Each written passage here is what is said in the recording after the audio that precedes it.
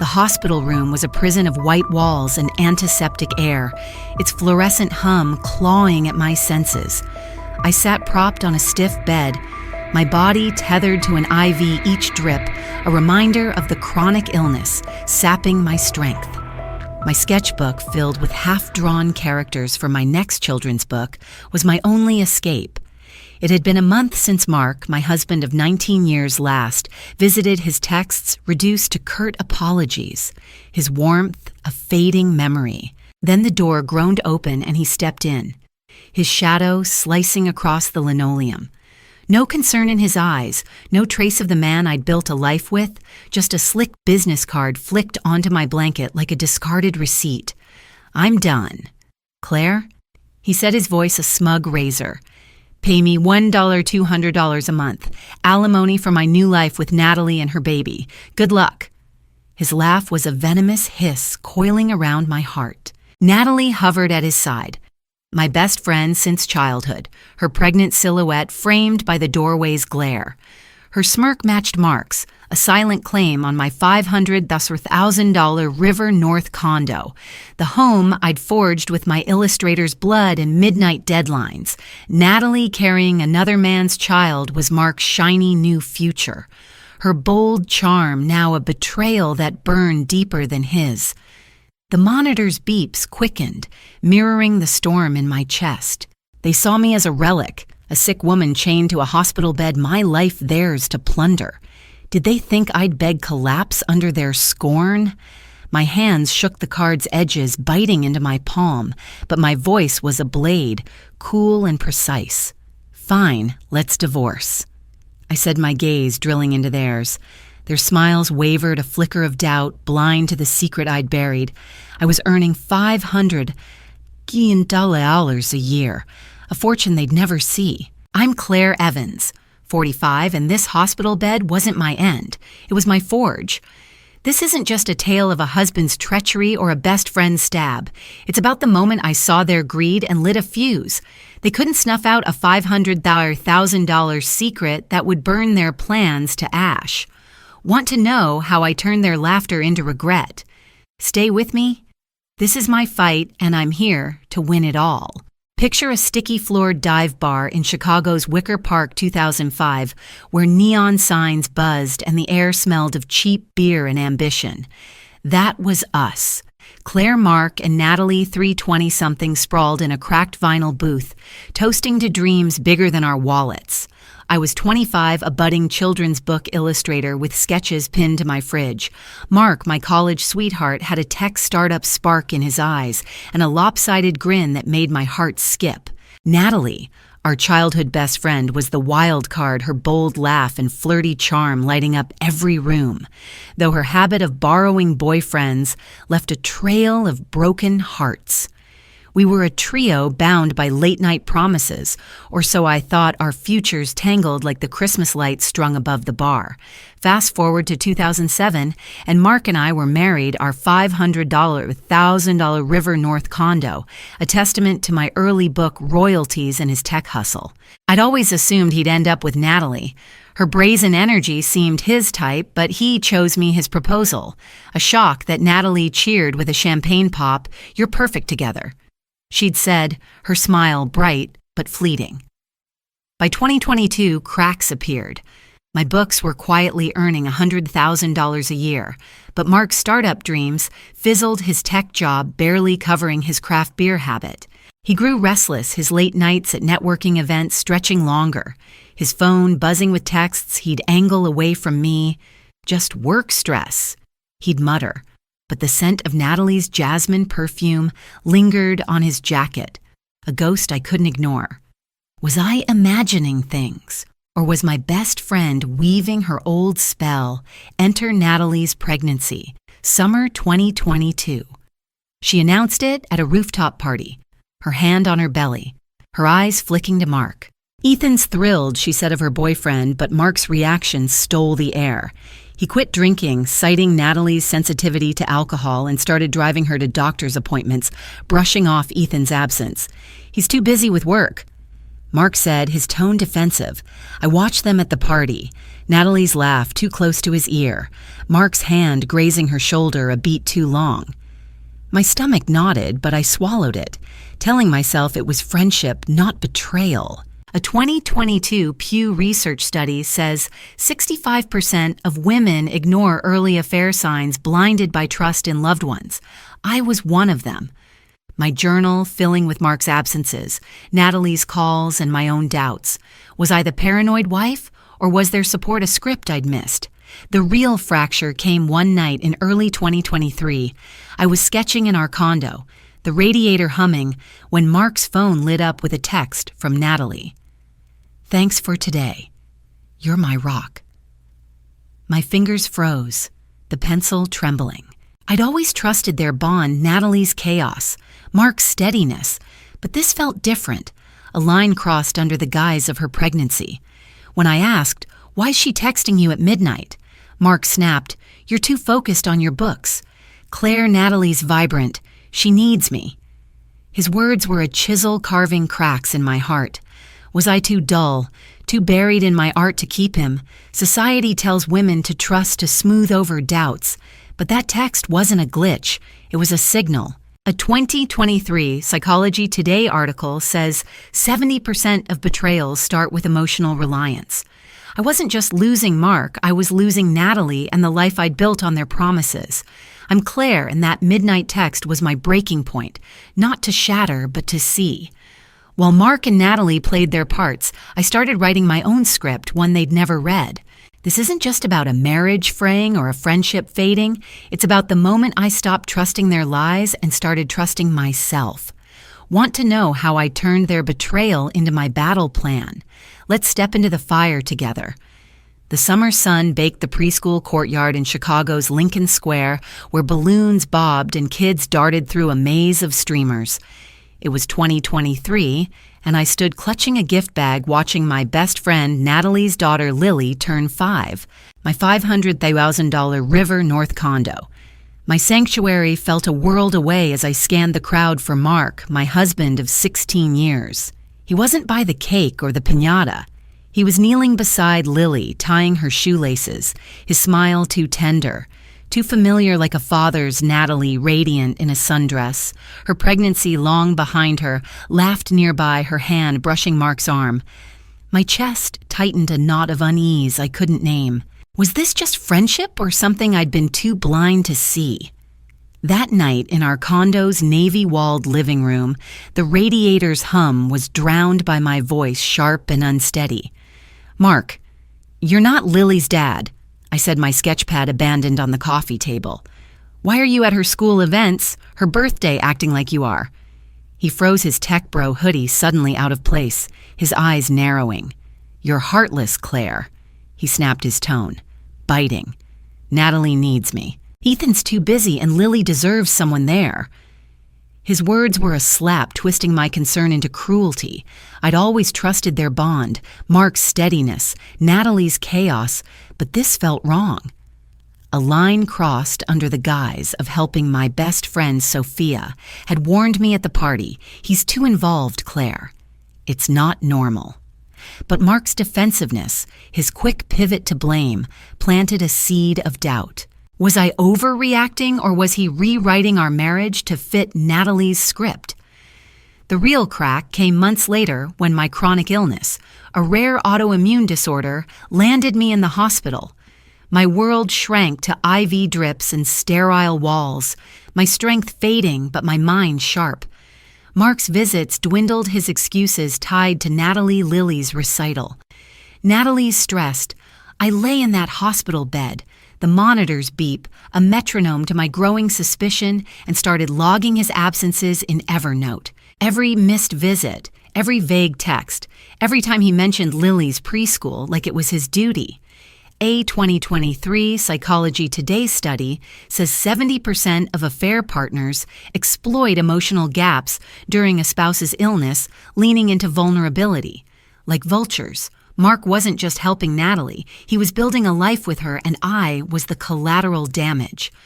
My fingers trembled as I typed, not from weakness but from a fire igniting within. Was I losing my husband to my best friend's daughter, or was this a deeper betrayal I'd yet to uncover? Society tells women to trust, to see loyalty where lines blur. But that preschool courtyard, that hospital bed, they were my wake-up call. A2022 Pew. Research study says 65% of women miss early affair signs blinded by faith in loved ones. I'd almost been one of them. My trust in Mark and Natalie a veil over their deception. But every Evernote entry, every logged absence was a step toward clarity. I wasn't the frail wife Mark thought he could sideline. I was Claire, and I was starting to see the truth. Want to know how I turned their lies into my leverage, the plans unfolding? Stay with me. The hospital room was my cage, its white walls closing in as the IV dripped life into my veins. My chronic illness had tethered me to this bed, but my mind was a storm, churning with the suspicions Mark's absence had sown. My $500,000 River North condo. My sanctuary felt like a distant dream as I scrolled through my phone, my Evernote logs growing with each missed visit, each vague text. Then a knock at the door broke the monotony. Ethan, Natalie's boyfriend, stepped in his face, etched with a fury I recognized. "Claire, we need to talk," he said, his voice low, handing me his phone. The GPS app glowed a map of betrayal.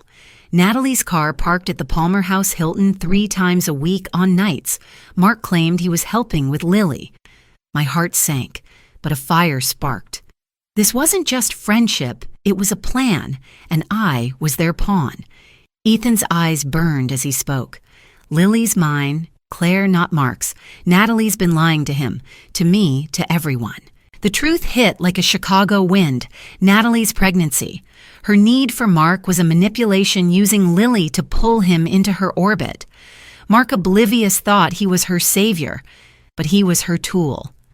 I stared at the GPS data. The hotel's address, a neon sign of their affair. My fingers trembled, not from illness, but from rage. Mark's texts flooded in that night. Bolder, crueler. "Natalie and I are starting over. Claire. You're too sick to matter." Natalie's Instagram lit up my feed. Her posts dripping with subtext, new family, new future, Mark's silhouette in the background, a shadow I couldn't unsee. I screenshot every word, every image, my hospital gown, no match for the armor I was forging. Was this the best friend I'd trusted since childhood, or a stranger who'd played me all along? Ethan and I became allies in the shadows. Our pain, a shared weapon. We cared for Lily now, 6 on nights. Mark and Natalie vanished to their hotel. Her innocent laughter a reminder of what we were protecting. Wise daddy, Mark always with mommy. She'd ask her question, a knife in my gut. Ethan's jaw clenched, but we stayed silent, our plan taking shape. A 2024 TikTok trend flashed through my mind, women sharing stories of catching cheaters with apps, their evidence turning heartbreak into power. Society expects women to weep to break under betrayal, but I was done playing the victim. Every screenshot, every logged hotel visit was a brick in my fortress. A 2023 psychology. Today's study says 80% of affair partners overestimate their secrecy. Blind to the betrayed's resolve, Mark and Natalie thought they were untouchable, but their arrogance was my opening. I'm Claire, and that GPS map wasn't just proof, it was my call to arms. While Mark and Natalie wove their fantasy, I was weaving a trap with Ethan by my side. This isn't just about catching a cheater or losing a friend, it's about the moment I saw their lies and chose to fight smarter. Want to know how we turned their plan into their downfall? The battle lines are drawn. Stay with me. The hospital room was a battlefield, its white walls a canvas for my silent war. Propped against starched pillows, my body weakened by a chronic illness, I stared at the Chicago skyline through a smudged window, the city's pulse a distant echo. My $500,000 River North condo, my sanctuary, was under siege by Mark and Natalie's betrayal. their hotel trysts, and smug Instagram posts burning in my Evernote logs. Ethan's GPS evidence had torn the veil from my eyes, revealing Natalie's baby wasn't Mark's, but Ethan's a truth. Mark was too blind to see their plan to claim my home. My life was clear, but they didn't know I was forging an empire in the shadows. My laptop glowed a beacon in the sterile gloom as I typed emails that would secure my future and bury their greed. Mark thought I was a frail invalid, a broke illustrator wasting away in a hospital bed. He didn't know I'd been scaling my children's book career from this very room, my sketches turning into a global brand. By 2025, I'd signed film adaptation deals, penned essays for major outlets, and inked contracts that pushed my annual income to $500,000. Every dollar was funneled into a private Chase account, hidden from Mark's prying eyes. My fingers danced across the keyboard, transferring another $50,000 as the IV dripped each transaction a brick in the fortress I was building. A 2024 Forbes report says 55% of women hide assets before divorce, a quiet rebellion against betrayal. I wasn't just one of them. I was their queen, my wealth, a secret weapon Mark and Natalie would never suspect. Was I a traitor for hiding it? No, I was a survivor, and survival demands strategy. I needed more than money. I needed armor. I called Rachel Weiss, my lawyer, a Chicago powerhouse who'd saved my friend Mia's business in a brutal divorce. From her sleek loop office surrounded by skyscraper views and the faint scent of leather, Rachel laid out my defenses. Illinois splits marital assets, she said, her voice steady, but your condo bought pre-marriage with your royalties is yours. Your $500,000 income earned solo is untouchable if you keep it separate. Her pen tapped like a war drum as she added, log everything, texts, posts, GPS, build a case they can't crack. I knotted my hospital gown, no match for the resolve stealing my spine. Every night I added to my Evernote fortress. Mark's, you're too sick to matter. Natalie's new family posts, Ethan's hotel GPS data. A 2023 legal blog notes 75% of women lose assets by delaying legal prep. I wasn't waiting for Mark's next move. I was 3 steps ahead. Ethan and I were conspirators now, our pact sealed in the hospital's sterile air. We cared for Lily, shielding her from the storm while planning our strike. They think they've won, Ethan said, his voice tight, but we'll burn their fantasy down. I thought of my cousin Lisa, who'd lost her savings to a cheating ex because she trusted his promises. Her tears were my warning. My Evernote logs my lawyer. My secret account were my shield. Society paints women as emotional wrecks in betrayal. But I was rewriting that script. Mark and Natalie saw a sick woman. I was a general, my empire rising from a hospital bed. Want to know how I turned their arrogance into my ammunition? The trap is set. Stay with me. The hospital room was a crucible, its antiseptic air thick with the weight of betrayal. I lay propped against thin pillows, my body frail from a chronic illness. My laptop closed, but still warm from emails that had built my $500,000 empire.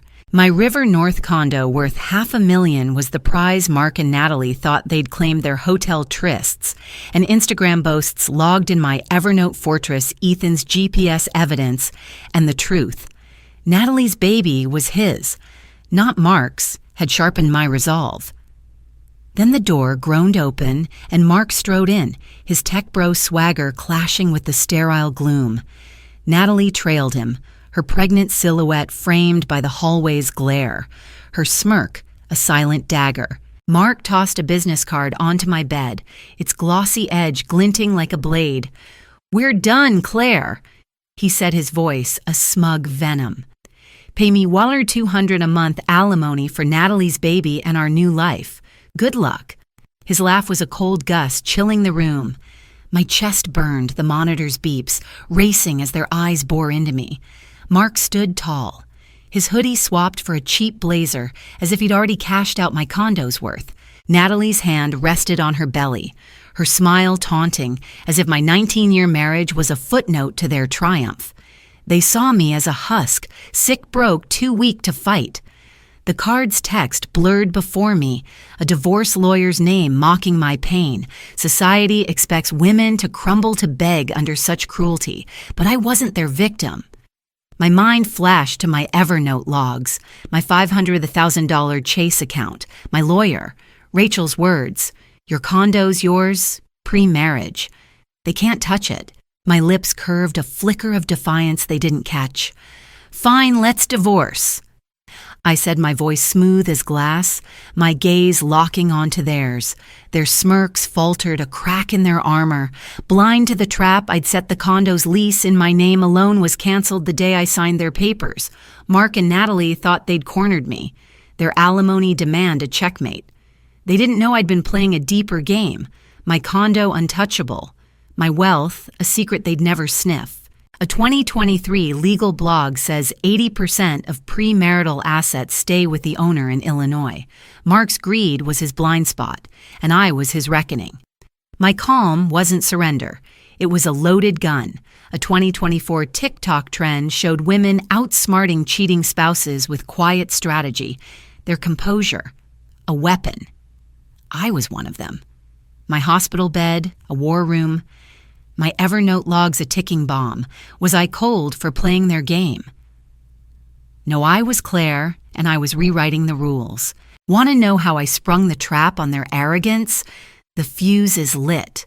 Stay with me. The hospital's sterile walls were behind me, but the war wasn't over. I stood on the creaking porch of Mark's parents' Lake Forest home, the air heavy with the scent of damp grass and fading dreams. My $500,000 River North condo, my sanctuary, was safe. Its lease canceled the day I signed Mark's divorce papers, a trap he and Natalie never saw coming. Their smug alimony demand their hotel trysts. Their Instagram boasts of a new family had crumbled under the weight of my secret, a $500,000 empire built from a hospital bed. Ethan's GPS evidence and the truth. Natalie's baby wasn't Mark's, but Ethan's had armed me. But this moment, facing them in their family's oak-paneled den, was the execution. Mark and Natalie sat across from me, their faces pale, their arrogance unraveling like cheap thread. I wasn't here to gloat. I was here to end it.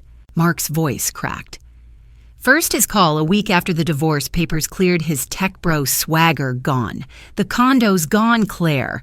He shouted, the real estate agent's voice barking in the background. "Where's my $1,200 alimony? We need it for Natalie's baby." I leaned back in my hospital bed, the monitor's beep steady, and replied, cool as a Chicago winter. That condo was mine. Mark. Pre-marriage. My name only. I canceled the lease. Good luck. His incoherent yells faded as I hung up, but the real blow landed here in his parents' den. I slid my phone across the mahogany table, its screen glowing with my Chase account, $501 earned from book deals, film rights, and essays. Mark's jaw dropped, his eyes wide, as Saucer's Natalie's hand froze on her belly, her smirk dissolving into a mask of panic. "You're rich," she stammered, her voice a broken whisper. I nodded, my smile sharp. "You thought I was a broke invalid. You thought wrong, Mark's father, a grizzled tech. CEO stood, his face thunderous. You lied about sales trips, Mark," he growled, slamming a termination letter from the family firm. "You're done." Mark shrank, his cheap blazer, crumpling like his dreams. Natalie's desperation erupted, her voice shrill. "Claire, we can work this out. Share the money, please." I laughed, a sound cold and clear echoing in the oak-paneled room. "Share." "Like you shared my husband Ethan, silent until now, stepped forward, his custody papers for Lily in hand. Lily's mine, Natalie," he said, his tone iron. "You hid her from me. Used Mark to play house. The court agrees she's with me."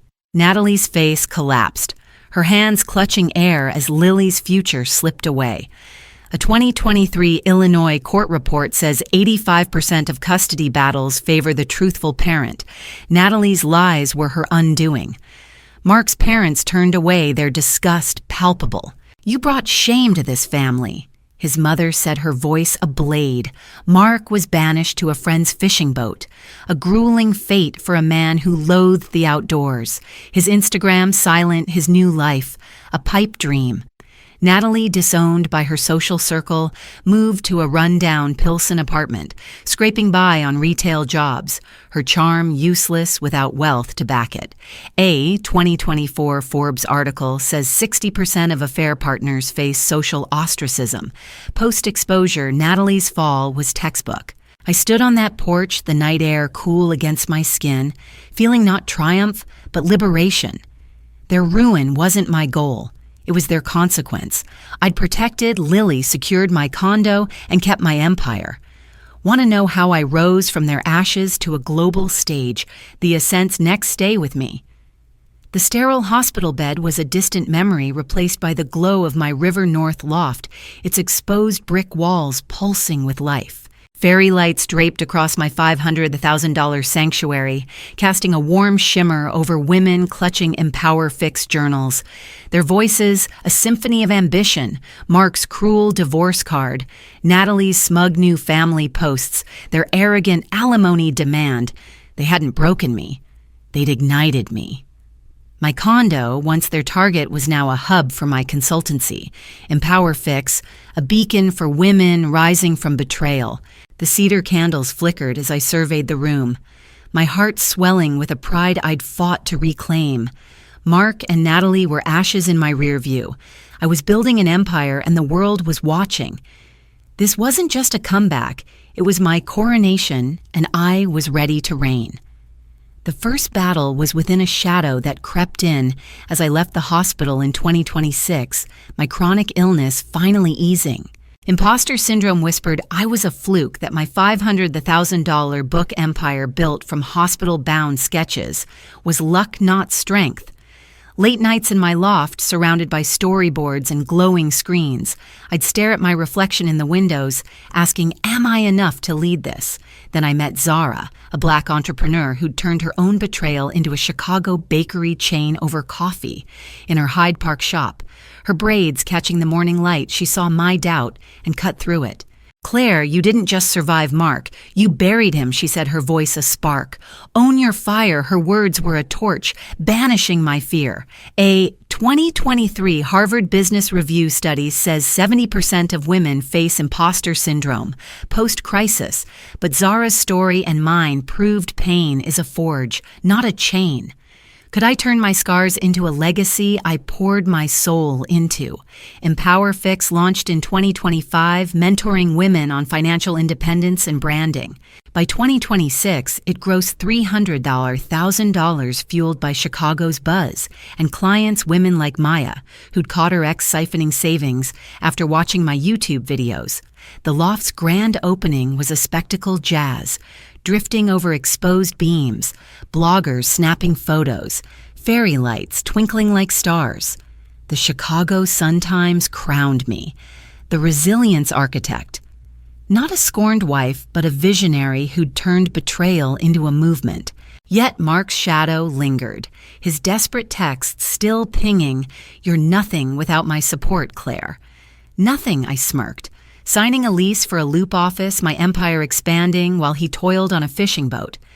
A 2024 Forbes report says 80% of women entrepreneurs cite personal crises as their spark. I was their poster child, my condo, a fortress, my vision unstoppable.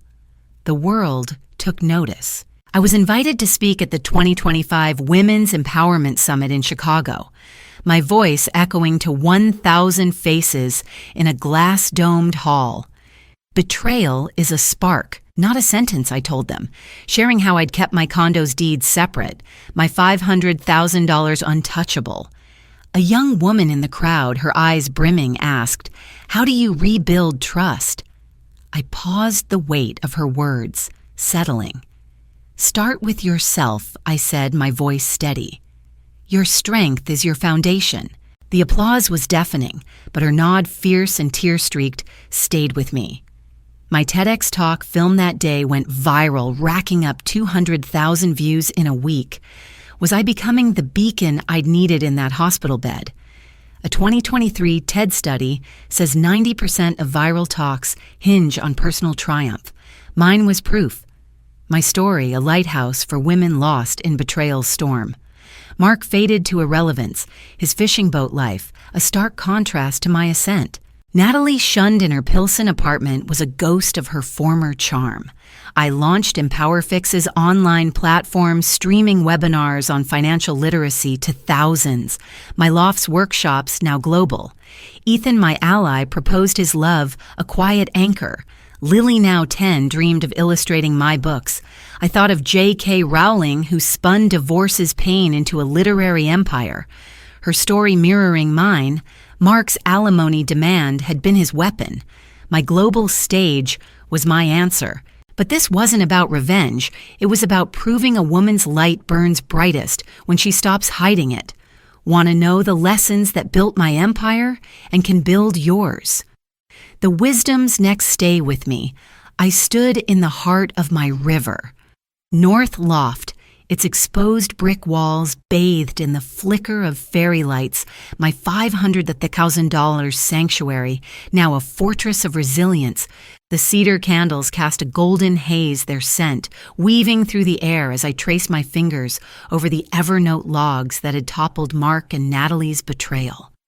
Their smug alimony demand, their hotel trysts, their new family boasts they'd meant to bury me. But they'd only forged me. From a hospital bed, I'd built a $500,000 empire, launched EmpowerFix, and spoken to thousands at a women's summit. But the scars of their knives weren't just wounds. They were lessons carved into my soul, each one a shield for my future. Now I'm stepping out of my story, breaking the fourth wall to hand you the armor I wish I'd worn. These 5 lessons aren't just my truth. They're your battle plan to safeguard your future from anyone who dares to dim your light, ready to forge your own empire. Let's arm you. Lesson 1. Trust your instincts, because they're your first defense. That midnight text from Natalie to Mark, "You're my rock," wasn't just a message, it was a flare. My gut screamed betrayal, but I nearly drowned it, swayed by my friend Sophia's "Don't overreact, Claire" at Lily's birthday. Society trains women to doubt, to fear seeming paranoid. But a 2023 Psychology Today study says 85% of women regret ignoring their intuition in relationships. My client Jenna learned this the hard way. Her ex drained their savings while she dismissed his late meetings.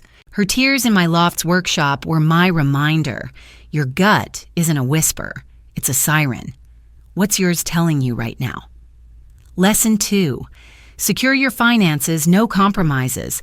I hid my $500,000 book earnings in a Chase account safe from Mark's grasp, but I almost hesitated, fearing it was dishonest. A 2023 Forbes report says 60% of women lose assets in divorce due to shared accounts, their trust a shackle.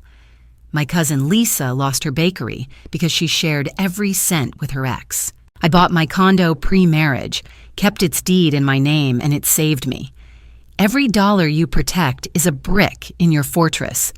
Why let someone else hold the keys to your future? Lesson 3. Document everything as if your life depends on it. My Evernote logs, Mark's texts, Natalie's Instagram posts, Ethan's GPS data were my sword in court cutting through their lies. Every "you're too sick to matter," every hotel visit I saved like a general mapping a war. It felt obsessive, but it secured my condo contrast that with my friend Maya, who trusted her exes, will work it out, and had no proof when he sold their car.